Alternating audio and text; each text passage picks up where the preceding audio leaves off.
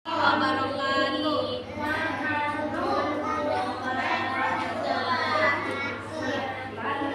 Sebelumnya perkenalkan nama kakak Nurul Hidayah. Kakak di sini akan menyampaikan penutup singkat yang menunjukkan sholat itu penting bagi kita umat muslim. Alhamdulillah, alhamdulillahirobbilalamin. Wassalatu wassalamu ala asyrofil anbiya'i wal mursalin wa ala alihi wa ashabihi ajmain. Amma ba'd. Pertama-tama marilah kita panjatkan puja dan puji syukur kita atas kehadirat Allah Subhanahu wa taala yang telah mengubah kita dari zaman kegelapan menuju zaman yang telah menderang seperti yang kita rasakan pada saat sekarang.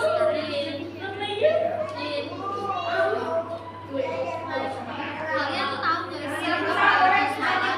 Yang sering kita dengar itu kan sholat adalah tiang agama.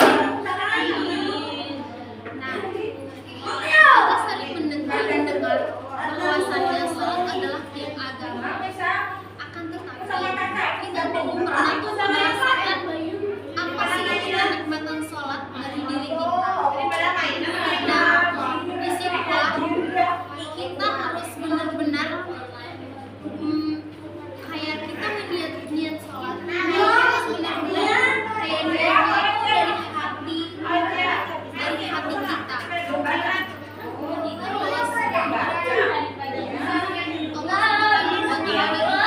Allah menjelaskan dalam surah ayat 14 yang artinya sesungguhnya aku ini Allah, tidak ada Tuhan selain aku, maka sembahlah aku dan dirikanlah sholat itu mengingatku.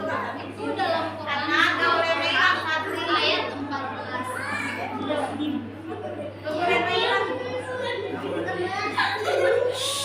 Dan juga ada hadis yang menjelaskan bahwa sholat itu tiang agama, yaitu as-sholatu imanuddin, yang artinya sholat adalah tiang agama. Aji kok gitu Ji? Gak boleh. Lalu apa masalah kita hari ini?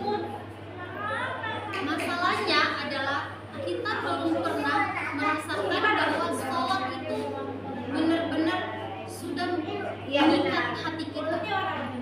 Apakah adik-adik sudah pernah merasakan itu? Udah? Udah, Masya Allah banget. Itu bisa aja Kak, bisa aja ya. Aji suruh kesini aja. Mainan soalnya.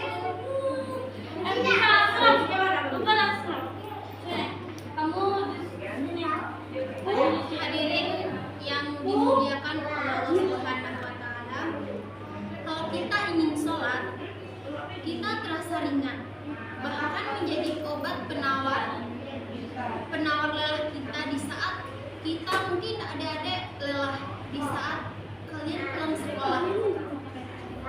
Terus ada 3 hal yang perlu kita ketahui. Yang pertama, kita ubah niat kita dari dalam lubuk hati kita di saat kita memulai sholat. Yaitu jangan berpikir kemana-mana. Contohnya nih, berpikir kita misalnya kita sedang Allahu Akbar, pikiran kita nih kemana-mana gitu. Misalnya ya Allah, aku mau main sekarang gitu. Padahal kita tuh udah Allahu Akbar gitu kan. Pasti pikiran kita kemana-mana kan. Itu membuat gangguan niat kita itu kayak tidak benar-benar terasa gitu sholatnya. Nah, yang kedua, hadirkan hati atau khusyuk. Yaitu sebelum takbir, tarik nafas panjang. Maksudnya tarik nafas kita panjang-panjang, dan kita tuh harus melupakan di situ, kita harus melupakan apa yang menjadi pikiran kita. Lepaskan semua beban pikiran kita, capek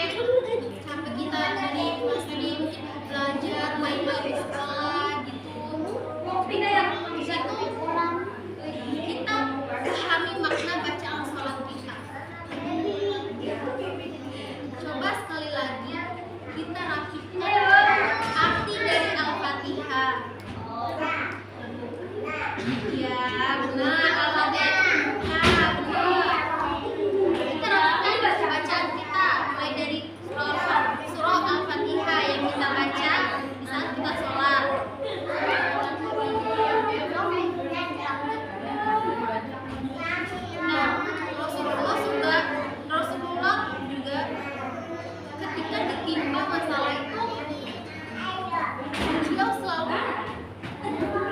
beliau selalu bersabda kepada Bilal, wahai Bilal, arifna biha atau tenangkan kami dengan sholat. Hadis riwayat Abu Dawud.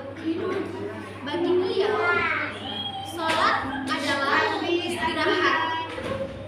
Coba kita renungkan sejenak. Kita coba kita sholat dengan menjadi show. Pasti kita itu kayak apa istilah kita tuh berjam-jam.